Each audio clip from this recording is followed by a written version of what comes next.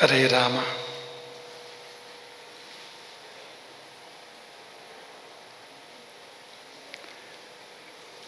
ಕರುಣರಸದ ಕೋಡಿ ವರಿವ ಕಟಾಕ್ಷದ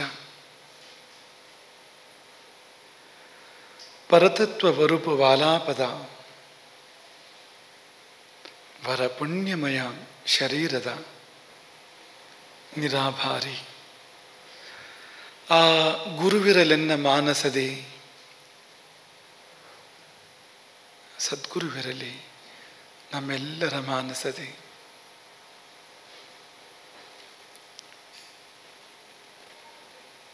ಲೋಕಾಭಿರಾಮಂ ರಣರಂಗಧೀರಂ ರಾಜೀವನೇತ್ರಂ ರಘುವಂಶನಾಥಂ ಕಾರುಣ್ಯರೂಪಂ ಕರುಣಾಕರಂ ತಂ ಶ್ರೀರಾಮಚಂದ್ರಂ ಶರಣಂ ಪ್ರಪದ್ಯೆ.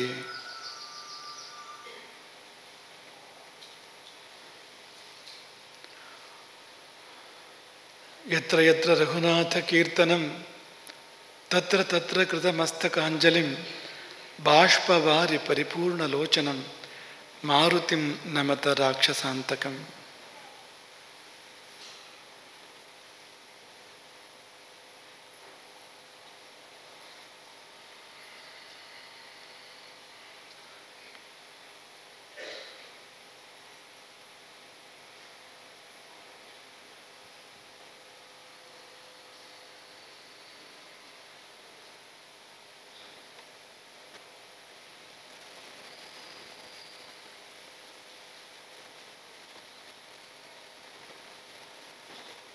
ಮೊತ್ತ ಮೊದಲು ತುಳಸಿಯಲ್ಲಿ, ಗೋವಿನಲ್ಲಿ, ಅಶ್ವತ್ಥದಲ್ಲಿ, ಗಂಗೆಯಲ್ಲಿ, ಸಾಲಿಗ್ರಾಮದಲ್ಲಿ ಹೀಗೆ ಅನೇಕ ಪ್ರಾಕೃತಿಕ ಸುವಸ್ತುಗಳಲ್ಲಿ ಅದ್ಭುತವಾದ ಸನ್ನಿಧಿಯನ್ನು ಕೊಟ್ಟಿರುವ ಆ ಪರಾತ್ಪರ ಚೈತನ್ಯವನ್ನು ಸ್ಮರಿಸಿ ಈ ಸ್ಥಳವನ್ನು, ಈ ಸಮಾಜವನ್ನು, ಈ ಲೋಕವನ್ನು ಆಳುವ ಪ್ರಭು ಶ್ರೀ ಸೀತಾರಾಮಚಂದ್ರನ ಸನ್ನಿಧಿಗೆ ಪಡಮಟ್ಟು ನಮ್ಮೆಲ್ಲರನ್ನ ಹರಸಿ ಆಶೀರ್ವಾದದ ಕೆಲವು ನುಡಿಗಳು.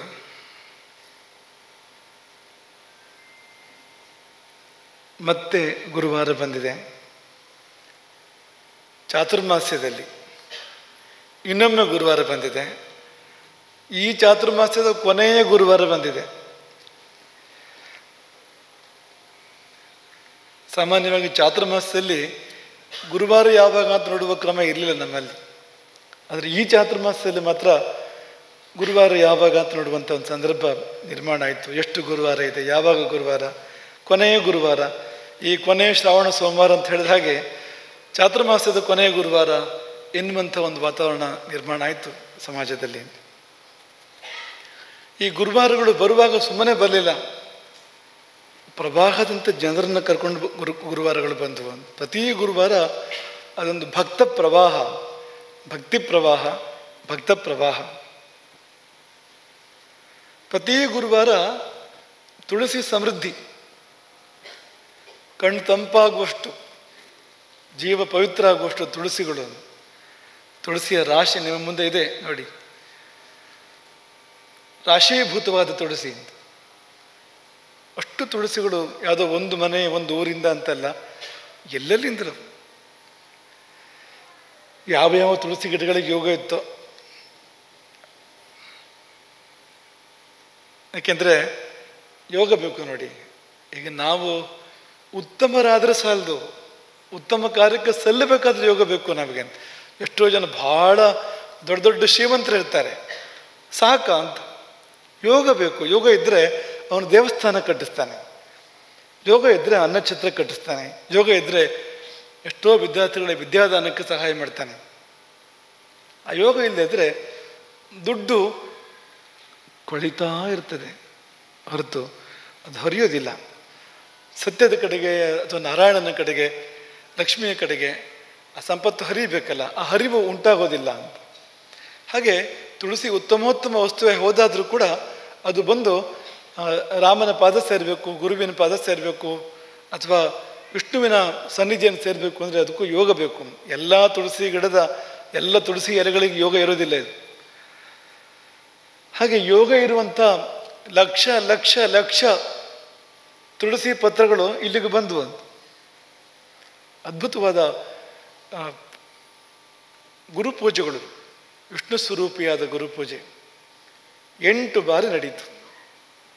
ಮೊದಲನೇ ಬಾರಿ ನಾವು ವ್ಯಾಸಪೂಜೆಯೊಂದು ಮಾಡಿದ ಮೇಲೆ ಅಲ್ಲಿ ಕೂಡ ಹಾಗೆ ನಾರಾಯಣ ಸ್ವರೂಪ ಗುರುವನ್ನು ಪೂಜೆ ಮಾಡುವಂಥದ್ದು ತುಳಸಿಯಿಂದ. ಹಾಗೆ 8 ಅಲ್ಲಿ ಏನಂದರೆ ಅಲ್ಲಿ ವಿಷ್ಣು ಸಹಸ್ರನಾಮಗಳಿಂದ ಅರ್ಚನೆ ಮಾಡುವಂಥದ್ದು ವ್ಯಾಸಪೂಜೆಯಲ್ಲಿ. ಆದರೆ ಅಲ್ಲಿ ತುಳಸಿ ಮಾತ್ರ ಅಂತ ನೇಮ ಇಲ್ಲ. ಪ್ರಭೂತವಾಗಿ ತುಳಸಿ, ದೊಡ್ಡ ಪ್ರಮಾಣದಲ್ಲಿ ತುಳಸಿ, ಆಮೇಲೆ ಹೂವುಗಳು, ಆಮೇಲೆ ಅಕ್ಷತೆ, ಹೀಗೆಲ್ಲ ಮಾಡುವ ಕ್ರಮ ಇತ್ತು. ಆದರೆ ಈ ಬಾರಿ ಮಾತ್ರ ತುಳಸಿಯೇ, ಬೇರೆ ಏನು ಬೇಕೇ ಆಗಲಿಲ್ಲ ಅಂತ, ಕೊನೆಯವರೆಗೂ ತುಳಸಿಯೇ ಸಾಕಾಯಿತು ಅಂತ. ಈ ವಿಷಯ ನಮ್ಮಲ್ಲಿ ನಮ್ಮ ಕೆಲವು ಮಾತೆಯರಿಗೆ ಗೊತ್ತಿಲ್ಲ. ಹಾಗಾಗಿ ಅವರು ತುಂಬ ಉದ್ವೇಗದಲ್ಲಿದ್ದರು. ಇನ್ನೊಂದು ತುಳಸಿ ಖರ್ಚಾಗಿ ಹೋಯ್ತು ಅಂತ ಅವ್ರಿಗೆ ಚಿಂತೆ ಅಂತ. ಇನ್ನೂ ನಾಮಗಳು ಇನ್ನೂ ಕೆಲವಾರಿದೆ. ತುಳಸಿ ಖರ್ಚಾಗಿ ಹೋದ್ಮೇಲೆ ಹೂವಿಂದ ಮಾಡ್ಬೋದು, ಅಕ್ಷತೆಯಿಂದ ಮಾಡ್ಬೋದು, ಅಲ್ಲಿ ಕ್ರಮ ಆಗಿದೆ. ಆದರೆ ಸಂಪೂರ್ಣ ತುಳಸಿಯಿಂದಲೇ ಈ ಬಾರಿ ಅಲ್ಲಿ ವಿಷ್ಣು ಸಹಸ್ರನಾಮಗಳ ಅರ್ಚನೆ ನಡೀತು ವ್ಯಾಸಪೂಜೆಯಲ್ಲಿ. ಅದರ ಫಲವೋ ಏನೋ ಎನ್ನುವ ಹಾಗೆ ಮತ್ತೆ 8 ಬಾರಿ, 1ನೇ ಬಾರಿ ಗುರುಗಳು ಮಾಡಿದ್ದು, ಮತ್ತೆ 8 ಬಾರಿ ಶಿಷ್ಯರು ಸೇರಿ ತುಳಸಿ ಅರ್ಚನೆಯನ್ನು ನೆರವೇರಿಸಿದರು. ಅತ್ಯದ್ಭುತವಾಗಿ ನೆರವೇರಿಸಿದರು.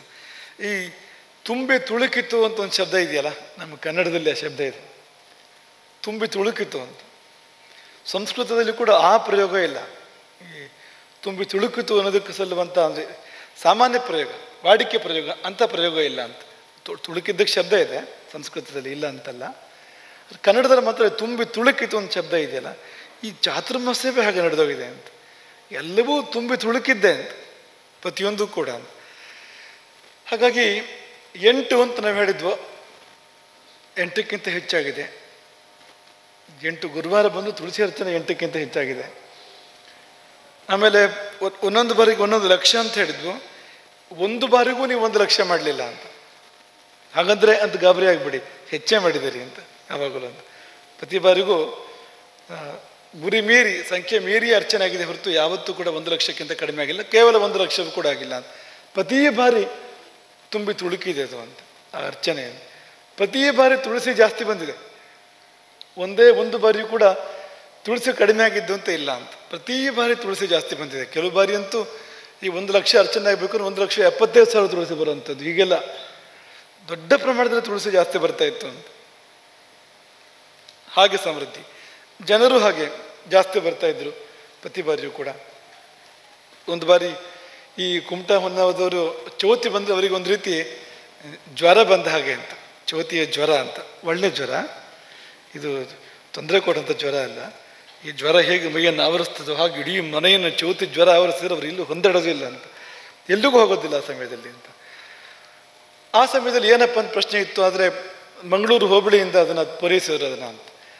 ಅವರೆಲ್ಲ ಕಟಿಬದ್ಧರಾಗಿ ನಿಂತು ನಾವು ಎಷ್ಟು ಮಂದಿ ಬರ್ತೇವೆ ಅಂತ ಬಂದು ಚೆನ್ನಾಗಿ ಅದನ್ನು ಒಳ್ಳೆ ರೀತಿಯಿಂದ ಅದನ್ನು ಮಾಡಿ, ಹೀಗೆ ಒಂದು ಬಾರಿಯೂ ಕೂಡ ಸಂಖ್ಯೆ ಕಡಿಮೆ ಆಗದೆ ಈ ಕಾರ್ಯಕ್ರಮ ನಡೀತು. ಈ ಕೊನೆ ಬಾರಿಗಂತೂ ಈಗ ಪುರುಷರು ತುಳಸಿ ಅರ್ಚನೆ ಮಾಡೋದಕ್ಕೆ ಸೂಚನೆ ಕೊಟ್ಟಿದ್ವು, ಹೆಣ್ಮಕ್ಳು ತುಳಸಿ ಸಂಗ್ರಹ ಮಾಡಿಕೊಡ್ಲಿ ಅಂತ.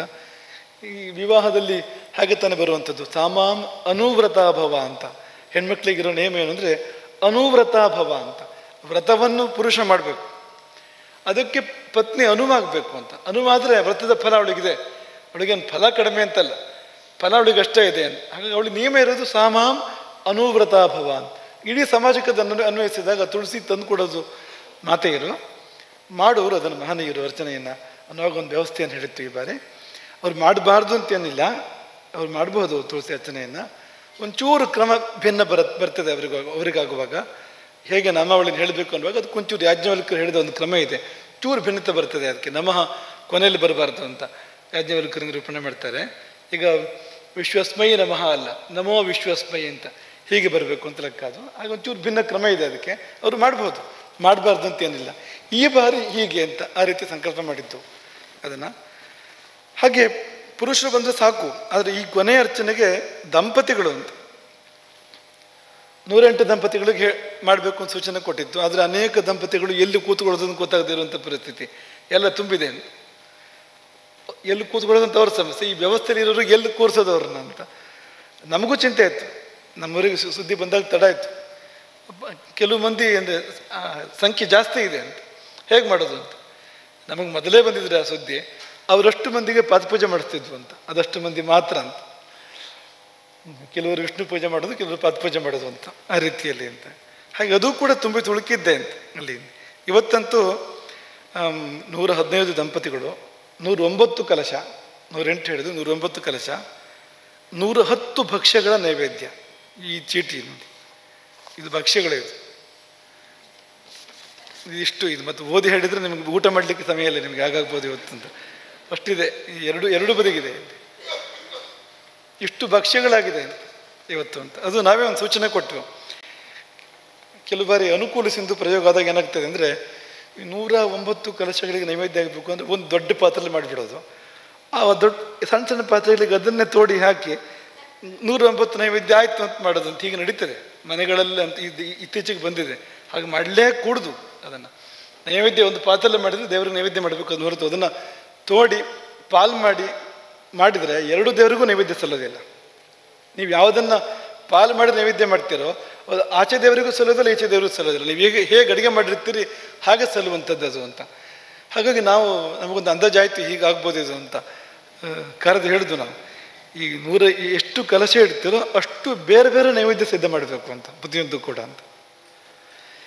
ಹಾಗೆ 109 ಭಕ್ಷ್ಯಗಳನ್ನು ತಯಾರು ಮಾಡಿ ಅದು ಕೂಡ ತುಂಬಿ ತುಳುಕಿರುವಂಥದ್ದೇ. ಹೀಗೆ ಅದ್ಭುತವಾಗಿ ಈ ಕಾರ್ಯಕ್ರಮ ಇಲ್ಲಿ ಸಂಪನ್ನಗೊಳ್ತಾ ಇದೆ, ಸಮಾಪನಗೊಳ್ತಾ ಇದೆ. ಇದು ಪೂರ್ತಿ ಆಯಿತು ಸಂಕಲ್ಪ ಅಂತ.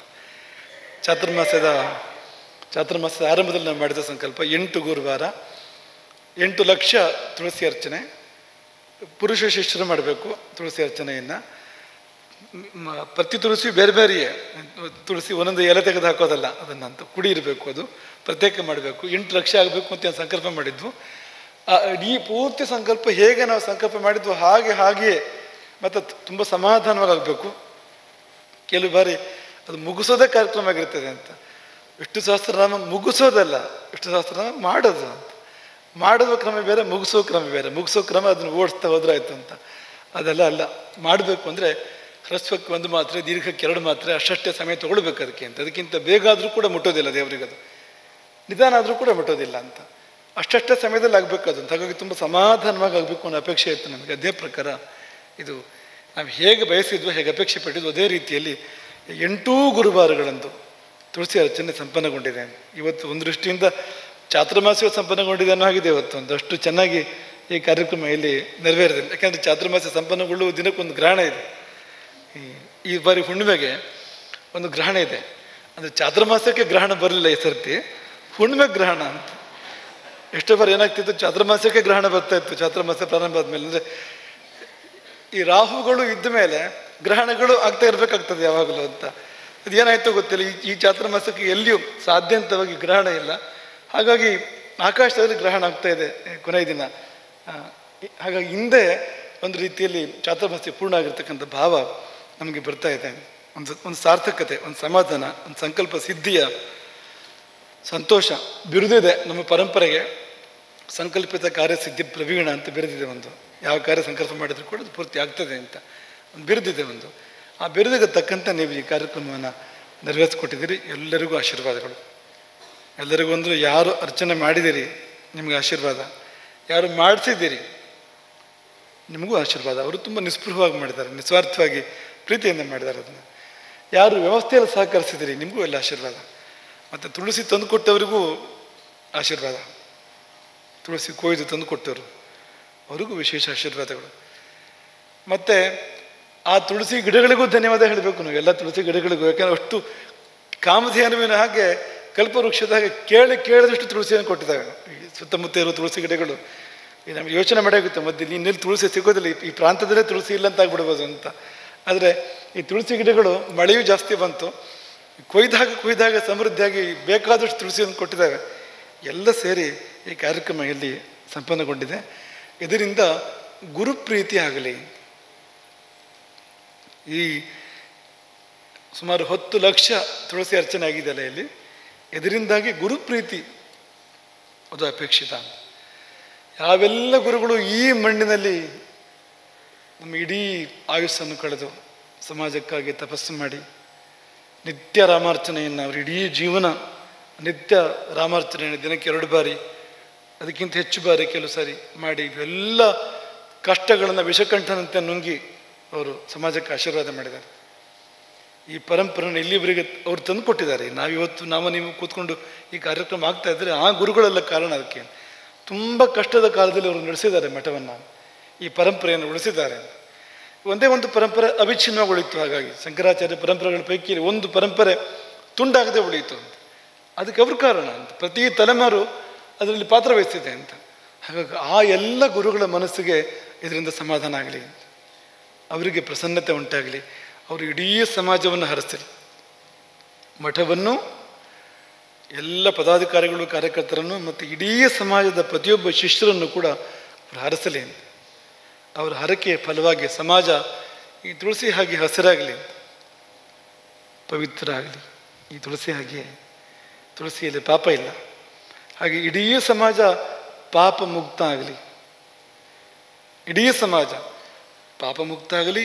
ನಾವು ಹಾರೈಸೋದು ಶಾಪ ಮುಕ್ತ ಆಗಲಿ ಇಡೀ ಸಮಾಜ ಅಂತ ಕಾಲ ಬರಲಿ ಅಂತ. ಇಡೀ ಸಮಾಜಕ್ಕೂ ಕೂಡ ಗೊತ್ತಿರದೆ ತಪ್ಪುಗಳು ನಡೀತೇವೆ ಸಮಾಜದಲ್ಲಿ ಅಂತ. ಗುರು ಇರೋದು ಅವ್ರನ್ನ ಶಪಿಸಲಿಕ್ಕಲ್ಲ, ಆಶೀರ್ವಾದ ಮಾಡಲಿಕ್ಕೆ ಗುರು ಇರುವಂಥದ್ದು, ಅವ್ರಿಗೆ ಒಳ್ಳೆಯದಾಗಲಿ ಅಂತ ಹೇಳಲಿಕ್ಕೆ ಗುರು ಇರುವಂಥದ್ದು, ರಾಗದ್ವೇಷಗಳನ್ನು ಮುಂದುವರಿಸಲಿಕ್ಕೆ, ಪ್ರತೀಕಾರ ಮಾಡಲಿಕ್ಕೆ ಕ್ಷತ್ರಿಯರು ಇರ್ತಕ್ಕಂಥದ್ದು, ನಾವಲ್ಲ ಅದಕ್ಕೆ ಅಂತ. ಹಾಗಾಗಿ ಇಡೀ ಸಮಾಜದ ಪ್ರತಿಯೊಬ್ಬ ಶಿಷ್ಯ ಎಲ್ಲರೂ ಶಾಪ ಮುಕ್ತ ಆಗುವಂಥ ಗಳಿಗೆ ಅದಕ್ಕೆ ಅವ್ರು ಮಾಡಬೇಕಾದಿರ್ಬೋದು. ಸುಮ್ಮನೆ ಹೇಳಿದ ಒಂದು ವಾಕ್ಯದಿಂದ ಪೂರ್ಣ ಆಗ್ತದೆ ಅಂತಲ್ಲ, ಅವರವ್ರ ಕರ್ತವ್ಯಗಳಿರ್ತವೆ ಅದರಲ್ಲಿ. ಆದರೆ ನಮ್ಮ ಹಾರೈಕೆ ಪ್ರತಿಯೊಬ್ಬ ಶಿಷ್ಯನು, ಇಡೀ ಸಮಾಜವು ಕೂಡ ಶಾಪ ಮುಕ್ತ ಆಗಲಿ, ಪರಿತಾಪ ಮುಕ್ತ ಆಗಲಿ. ಶಾಪದ ಫಲ ಪರಿತಾಪ. ಶಾಪ ಬಂದ ಮೇಲೆ ಪಶ್ಚಾತ್ತಾಪ ಬರಬೇಕು.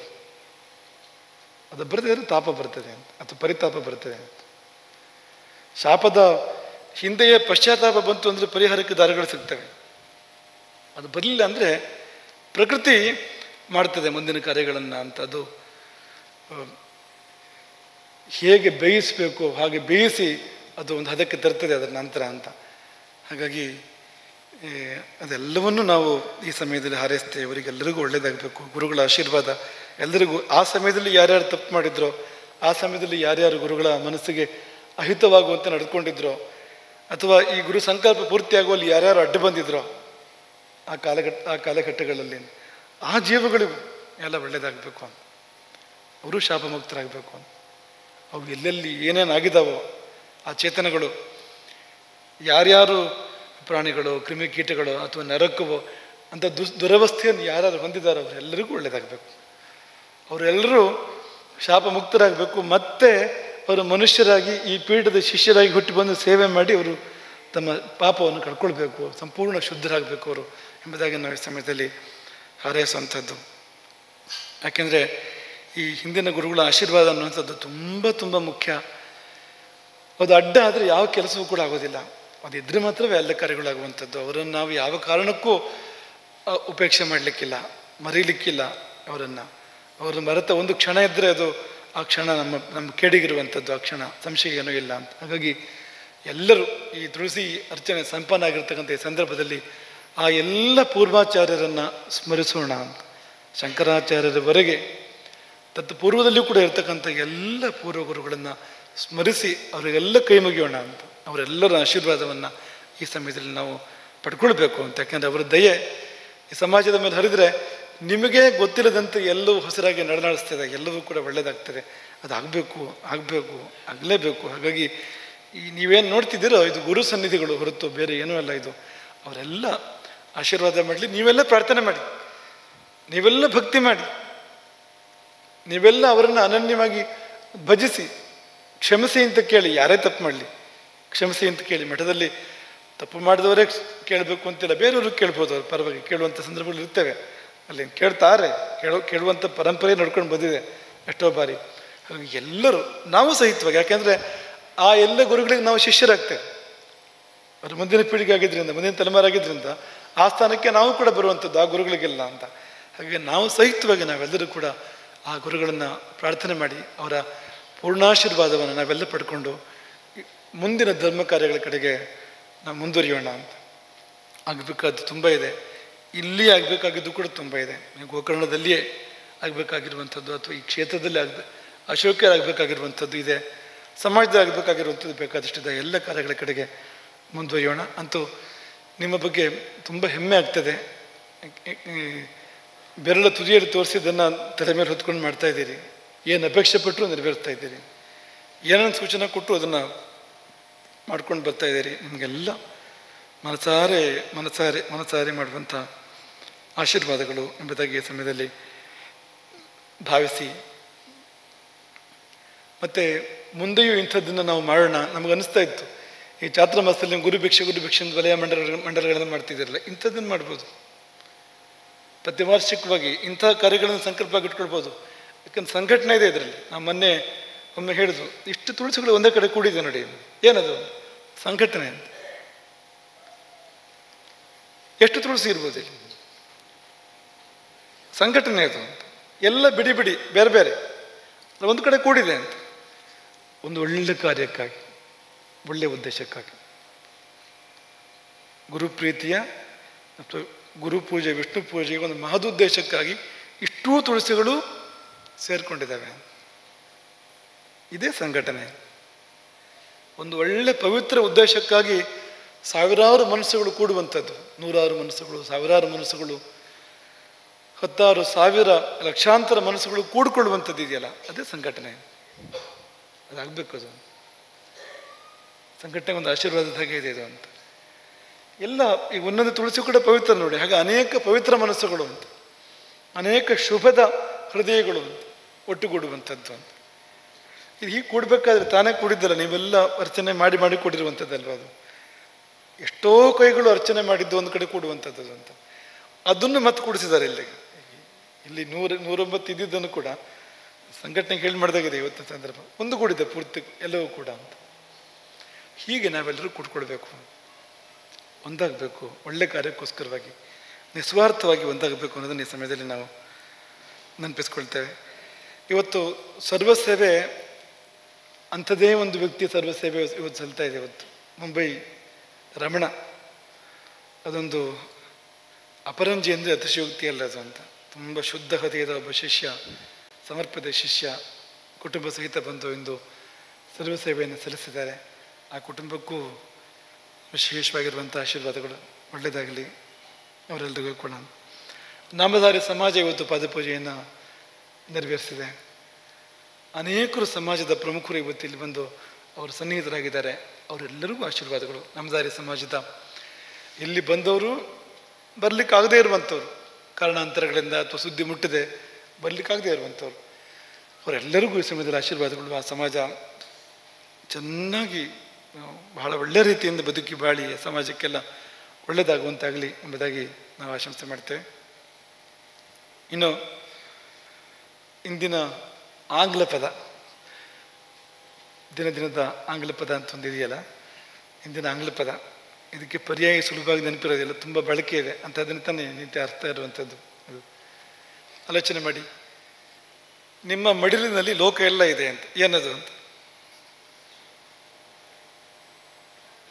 ನಿಮ್ಮ ಮಡಿಲಿನಲ್ಲಿಯೇ ಲೋಕ ಎಲ್ಲ ಇದೆ ಅಂತ. ಕನ್ನಡ ಶಬ್ದ ಯಾವುದು ಅದಕ್ಕೆ ಅಂತ? ಕನ್ನಡ ಶಬ್ದ ಹೇಳ್ಬೋದು ಅದಕ್ಕೆ ಅಂತ? ಕನ್ನಡ ಶಬ್ದ ಕನ್ನಡದ ಹಿಂದೆ ಇದ್ದ ಶಬ್ದ ಇಲ್ಲ, ಯಾಕೆಂದರೆ ಅದು ಬಂದಿದ್ದೇ ಇತ್ತೀಚೆಗೆ. ಅದು ಸಂಸ್ಕೃತ ಶಬ್ದ, ಆಗಿನ ಶಬ್ದ ಹೇಳಿದ್ರೆ ಆಗ ಇರಲಿಲ್ಲ ಅದು. ಆಗ ಹಳಗನ್ನಡ, ನಡುಗನ್ನಡ ಆ ಕಾಲದಲ್ಲ ಇದ್ದಿದ್ದಲ್ಲ, ಈ ಕಾಲದಲ್ಲಿ ಬಂದಿರುವಂಥದ್ದು. ಆದರೆ ಏನಾದ್ರು ಮನಸ್ಸಿಗೆ ಬರ್ತದೆ ನಮಗೆ ಅಂತ ಕನ್ನಡ ಶಬ್ದ ಅಂತ.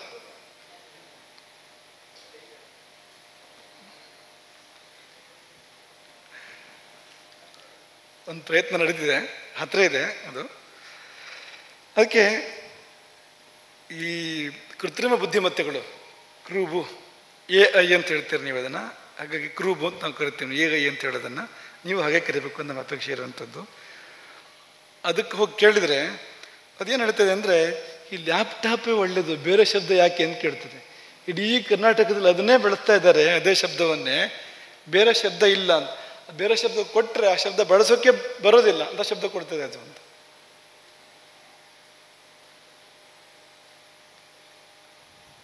ನೀವು ಉಪಯೋಗಿಸೋಕೆ ಸಾಧ್ಯ ಇಲ್ಲ ಅಂತ, ಅಷ್ಟು ಉದ್ದದ ತಪ್ಪು ಇರುವಂಥ ಶಬ್ದ ಕೊಡ್ತದೆ ಅದು ಅಂತ. ಯಾಕೆ ಅಂದರೆ ನಾವು ಬಳಸಬಾರ್ದು ಅಂತಲೇ ಅದರದ್ದು ಆಸೆ ಅಂತ. ನಾವು ಹಾಗೇ ಇರಬೇಕು, ಈಗ ಇದ್ದಾಗೆ ಇರಬೇಕು ಯಾವಾಗಲೂ.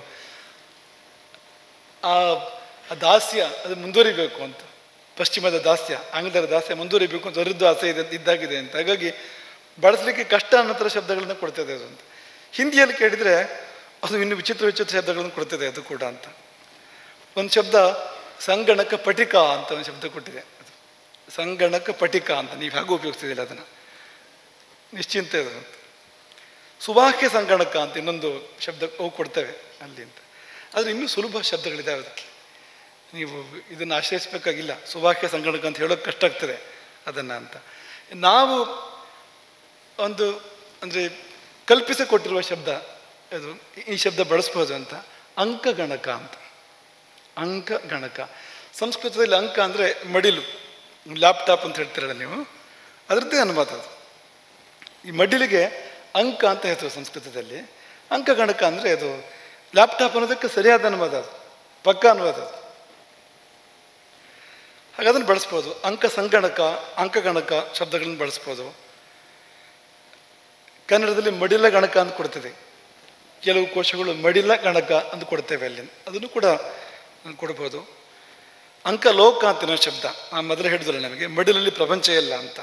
ಯಾವುದಪ್ಪ ಅಂದರೆ ಅದು ಅಂಕಲೋಕ ಅದು ಅಂತ, ಹಾಗೆ ಕೂಡ ಬಳಸ್ಬೋದು. ಆದರೆ ಎಲ್ಲಕ್ಕಿಂತ ಸುಲಭವಾಗಿರೋ ಶಬ್ದ ಇಲ್ಲಿ ಬರೆದಿಲ್ಲ ಅದನ್ನು, ಅತ್ಯಂತ ಸುಲಭವಾಗಿರೋ ಶಬ್ದ ಚರಗಣಕ ಅಂತ. ಚರಗಣಕ ಅಂತ. ಈ ಚರವಾಣಿ ಅಂತ ನಾವು ಈ ಮೊಬೈಲ್ ಫೋನ್ ಅನ್ನೋದಕ್ಕೆ ಚರವಾಣಿ ಅಂತ ಅದನ್ನ ಶಬ್ದ ಹಾಕಿರುವಂಥದ್ದು. ಹಾಗೆ ಚರಗಣಕ, ಗಣಕ ಅಂದರೆ ಕಂಪ್ಯೂಟರ್. ಅದರಲ್ಲಿ ಈಗ ಸುವಾಕ್ಯ ಅಂದರೆ ಬೇಕಾದ್ರೆ ತಗೊಂಡೋಗ್ಬೋದು, ಸುಲಭ ಅಂತ, ಓಡಾಡಿಸ್ ಸುಲಭ ಅದನ್ನು ಅಂತ, ಒಂದೇ ಕಡೆ ಸ್ಥಿರ ಅಲ್ಲ, ಓಡಾಡಿಸ್ಬೋದು ಅದನ್ನು ಅಂತ. ಅಂಥದ್ದು ಅರ್ಥದಲ್ಲಿ ಚರಗಣಕ ಅಂತ, ಚರಗಣಕ ಶಬ್ದ ಬಳಸಿ ಅಂತ. ಈ ಶಬ್ದ ತುಂಬ ಸೂಕ್ತವಾಗಿರೋ ಶಬ್ದ ಅಂತ. ಚರಗಣಕ, ಕೈಗಣಕ ಅಂತ ಬಂತು ಇಲ್ಲಿ. ಆ ಕೈ ಕನ್ನಡ, ಗಣಕ ಸಂಸ್ಕೃತ, ಹಾಗಾಗಿ ಅದು ಅರಿಸಮಾಸ ಅನ್ನೋ ಪ್ರಶ್ನೆ ಬರ್ಬೋದಲ್ಲಿ. ಹಾಗಾಗಿ ಚರಗಣಕ ಅನ್ನೋದು ತುಂಬ ಸೂಕ್ತ ಆಗ್ತದೆ. ಹಾಗಾಗಿ ಚರಗಣಕ ಶಬ್ದವನ್ನು ಬಳಸ್ಬೋದು, ಬಳಸಿ ಅಂತ. ಇದು ಚಾತುರ್ಮಾಸ್ಯ ಗುರುವಾರದ ಪ್ರಸಾದ ಅಂತ ತಗೊಂಡೋಗ್ಬೋದು ನೀವು ಇವತ್ತು ಅದನ್ನು ಅಂತ. ಅದನ್ನು ವಿಸರ್ಜನೆ ಮಾಡಿ ನೀವು ಬಳಸ್ತಾ ಇರುವಂಥದ್ದು ಅದು ಎಂಜಲು ಮುಸುರೆ ಎಲ್ಲ ಆಗಿದೆ ಅದು. ಅದು ಚೆನ್ನಾಗಿಲ್ಲ ಅದು. ಅವರ ಎಂಜಲು ಅಂತ, ಪಶ್ಚಿಮದವರ ಎಂಜಲು ಅದು ಅಂತ. ಲ್ಯಾಪ್ಟಾಪ್ ಅನ್ನುವಂಥದ್ದು ಪಶ್ಚಿಮದ ಎಂಜಲು ಅದು ಅಂತ. ಆ ಎಂಜಲು ನಾವು ಬೇಡ, ಅದನ್ನು ತ್ಯಾಗ ಮಾಡಿ ಅದರ ಬದಲು ಚರಗಣಕ ಎನ್ನುವ ಮಡಿ ತುಳಸಿಯಷ್ಟೇ ಮಡಿ ಅಂತ ಶಬ್ದ ಇದೆ, ಅದನ್ನು ತಗೊಂಡು ಅದನ್ನು ಬೆಳೆಸಿ ಹೇಳೋಕ್ಕೂ ತುಂಬ ಸುಲಭ. ಲ್ಯಾಪ್ಟಾಪ್ಗಿಂತಲೂ ಸುಲಭ ಹೇಳ್ಬೋದು. ಚರಗಣಕ ಅನ್ನೋದು ತುಂಬ ನಾಲಿಗೆ ತುದಿಲಿ ಬರುವಂಥದ್ದು, ಯಾವುದೂ ಒತ್ತಕ್ಷರ ಇಲ್ಲ, ದೀರ್ಘಾಕ್ಷರ ಇಲ್ಲ, ಅಲ್ಲಿ ಮಹಾಪ್ರಾಣ ಇಲ್ಲ, ಉಚ್ಚಾರಣೆ ಮಾಡೋಕ್ಕೆ ಕಷ್ಟ ಆಗಂತ ಯಾವ ಶಬ್ದವೂ ಇಲ್ಲ. ಜ್ಞ ಅಥವಾ ಅಂಥದ್ದೆಲ್ಲ ಯಾವುದೂ ಇಲ್ಲ ಇದರಲ್ಲಿ, ಜ್ಞ ಯಾವುದೂ ಇಲ್ಲ, ತುಂಬ ಸುಲಭ ಇದೆ ಚರಗಣಕ ಅಂತ. ಹಾಗಾಗಿ ಇದನ್ನು ಇಟ್ಕೊಳ್ಬೋದು ಎಂಬುದಾಗಿ ಭಾವಿಸ್ತೇವೆ. ಅಂತೂ ನಮ್ಮ ತನಕ ನಾವೆಲ್ಲ ಬರುವಂಥದ್ದು, ನಾವು ನಾವಾಗಿ ಹೊಡೆಯುವಂಥದ್ದು. ನೋಡಿ, ಭಾರತ ಮತ್ತು ಅಮೆರಿಕದ ಮಧ್ಯೆ ಕಳೆದ ಕೆಲವಾರು ಸಮಯದಿಂದ ಸಂಘರ್ಷಗಳು ನಡೀತಾ ಇದೆ ನಿರಂತರವಾಗಿ. ಈಗ ಸ್ವಲ್ಪ ತುಂಬ ಪ್ರಕಟವಾಗಿ ನಡೀತಾ ಇದೆ, ಆದರೆ ಕೆಲವು ಕಾಲದಿಂದಲೇ ಸಣ್ಣ ಪ್ರಮಾಣದಲ್ಲಿ, ಎಲ್ಲರಿಗೂ ಗೊತ್ತಾಗಲಿಕ್ಕಿಲ್ಲ, ಗಮನಿಸಿದ್ರೆ ಗೊತ್ತಾಗ್ತದೆ, ಆ ರೀತಿ ನಡೀತಾ ಬಂದಿದೆ. ಈಗ ಅದು ವಿಕೋಪಕ್ಕೆ ಹೋಗಿದೆ. ಅದು ಸ್ವಲ್ಪ ನಮ್ಮ ದೇಶಕ್ಕೆ ಈಗ ಸದ್ಯ ತೊಂದರೆಗಳಿದೆ. ಯಾಕೆ ತೊಂದರೆ ಇದೆ ಅಂದರೆ ನಾವು ಅವ್ರನ್ನ ಒಂದು ಮಟ್ಟಿಗೆ ಆಶ್ರಯಿಸಿದ್ದೇವೆ, ಹಾಗಾಗಿ ತೊಂದರೆ ಇರುವಂಥದ್ದು. ಈ ತೊಂದರೆ ತಪ್ತದೆ. ವರ್ಷೋಪತ್ತಲ್ಲಿ ಇದಕ್ಕೊಂದು ಪರಿಹಾರ ವ್ಯವಸ್ಥೆಗಳಾಗ್ತವೆ. ಯಾವಾಗ ಆಗ್ತವೆ ಅಂದರೆ ನಾವು ಸ್ವಾವಲಂಬಿಗಳಾದಾಗ ಆಗ್ತದೆ ಅದು. ಎಲ್ಲೆಲ್ಲಿ ನಾವು ಇನ್ನೊಬ್ಬರನ್ನ ಆಶ್ರಯಿಸ್ತೇವೆ ಅದೆಲ್ಲ ಸಮಸ್ಯೆಯ ಮೂಲ ಅಂತ. ಎಲ್ಲೆಲ್ಲಿ ಪರಾವಲಂಬನೆ ಇರ್ತದೆ ಅದೆಲ್ಲ ಸಮಸ್ಯೆಯ ಮೂಲ ಅಂತ. ಈ ಶಬ್ದಗಳು ಯಾಕೆ ನಾವು ಪರಾವಲಂಬನೆ ಮಾಡಬೇಕು? ಎಲ್ಲ ಅರ್ಥದಲ್ಲಿ ಅವರನ್ನು ನಾವು ಇಲ್ಲಿಂದ ಹೊರದೂಡಬೇಕು. ಅವ್ರು ಬರಲಿ, ಈ ಜಗತ್ತಿನ ಮೂಲೆಯಿಂದ ಈ ದೇಶಕ್ಕೆ ಬರಲಿ. ಅವ್ರು ಯಾಕೆ ಬರಲಿ ಅಂದರೆ ನಮ್ಮ ಸಂಸ್ಕೃತಿಯನ್ನು ತಗೊಂಡು ಹೋಗೋದಕ್ಕೆ ಬರಲಿ. ಅವರು ತಮ್ಮ ವಿಕೃತಿಯನ್ನು ಇಲ್ಲಿ ಬಿಟ್ಟು ಹೋಗೋದಕ್ಕೆ ಬರೋದು ಬೇಡ. ಅವರು ಈ ಗೋಕರ್ಣಕ್ಕೂ ಅದೇ ಅನ್ವಯ ಆಗುವಂಥ ಮಾತದು. ಇಡೀ ಪ್ರಪಂಚದ ಎಲ್ಲ ಜನಗಳು ಇಲ್ಲಿ ಬರಲಿ, ನಮ್ಮ ಸಂಸ್ಕೃತಿ ತಗೊಂಡು ಹೋಗಲಿ ಅವರು ಸಾಧ್ಯ ಆದರೆ. ಆಗದೇ ಇದ್ದರೆ ಅವರ ವಿಕೃತಿಯನ್ನು ಇಲ್ಲಿ ಬಿಟ್ಟು ಹೋಗದೇ ಇರಲಿ ಅಂತ, ನಮಗೆ ಕೊಟ್ಟು ಹೋಗದೇ ಇರಲಿ ಅವರ ವಿಕೃತಿಯನ್ನು ಅಂತ.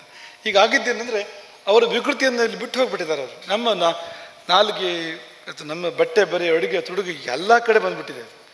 ಎಲ್ಲ ಕಡೆ ನಮ್ಮ ಗೋಶಾಲೆವರೆಗೆ, ನಮ್ಮ ಕೊಟ್ಟಿಗೆ ಅಥವಾ ಕೆದೆ ಅಲ್ಲಿವರೆಗೂ ಬಂದಿದೆ ಅದು ಅಂತ. ಅವರ ಪ್ರಸಾದ, ಅವರ ಎಂಜಲು ಅಂತ ಬಂದ್ಬಿಟ್ಟಿದೆ ಎಲ್ಲ ಕಡೆಗೂ ಅಂತ.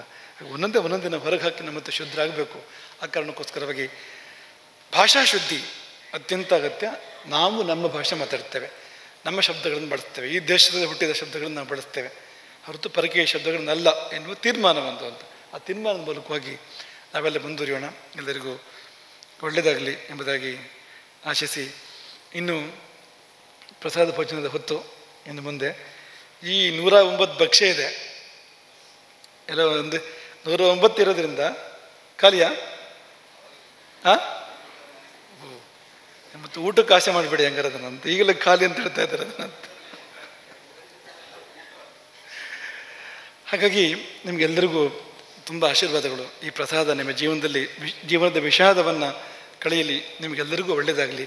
ಇನ್ನು ಮುಂದಿನ ವರ್ಷ ನಾವು ಚಾತುರ್ಮಾಸದ ಗುರುವಾರ ನೋಡಬೇಕು. ನಾವು ಅಲ್ಲಿ ತನಕ ಚಾತುರ್ಮಾಸದ ಗುರುವಾರ ನಿಮಗೆ ಸಿಗೋದಿಲ್ಲ. ಮುಂದಿನ ವರ್ಷ ನಿಮಗೆ ಚಾತುರ್ಮಾಸದ ಗುರುವಾರ ಮತ್ತೆ ಸಿಗುವಂಥದ್ದು. ಅದು ಗುರುಗಳು ಸಿಗ್ತಾರೆ, ಮಠ ಸಿಗ್ತದೆ. ಚಾತುರ್ಮಾಸದ ಗುರುವಾರಕ್ಕೆ ನಾವು ಮುಂದಿನ ವರ್ಷದ ಚಾತುರ್ಮಾಸದ ಪ್ರತೀಕ್ಷೆಯನ್ನು ಮಾಡೋಣ. ನಿಮಗೆಲ್ಲರಿಗೂ ರಾಮಾನುಗ್ರಹ ಪರಿಪೂರ್ಣವಾಗಲಿ. ನಾವೆಲ್ಲ ಅಸ್ಮಿತೆಯೊಂದಿಗೆ, ನಮ್ಮ ತನದೊಂದಿಗೆ ನಾವೆಲ್ಲ ಬಾಳುವಂತೆ ಆಗಲಿ. ಗುರುಗಳು ಎಲ್ಲರನ್ನೂ ಕಾಯಲಿ. ನಿಮ್ಮ ಭಕ್ತಿ, ನಿಮ್ಮ ಪ್ರೀತಿ, ನಿಮ್ಮ ಸಮರ್ಪಣೆ, ನೀವೆಲ್ಲ ಇಲ್ಲಿ ಬಂದು ಮಾಡಿದ ಪೂಜೆ, ಇದೆಲ್ಲ ಗುರುಗಳ ಮನಸ್ಸು ತುಂಬುವಂತೆ ಮಾಡಿ, ಅದು ತುಳುಕಿ ಗುರು ಹೃದಯ ಅದು ತುಂಬಿ ಆಶೀರ್ವಾದವಾಗಿ ನಿಮ್ಮ ಮೇಲೆ ತುಳುಕಿ ನಿಮಗೆಲ್ಲ ಒಳ್ಳೇದು ಮಾಡಲಿ. ಎಲ್ಲರಿಗೂ ಶ್ರೇಯಸ್ಸಾಗಲಿ ಅಂತ ಅರ್ಪಣೆ ಆಗ್ತದೆ. ಹರೇ ರಾಮ. ಶ್ರೀಮದ್ ಜಗದ್ಗುರು ಶಂಕರಾಚಾರ್ಯ ಶ್ರೀಮದ್ ರಾಘವೇಶ್ವರ ಭಾರತೀ ಸ್ವಾಮಿ ಮಹಾರಾಜ್ ಕೀ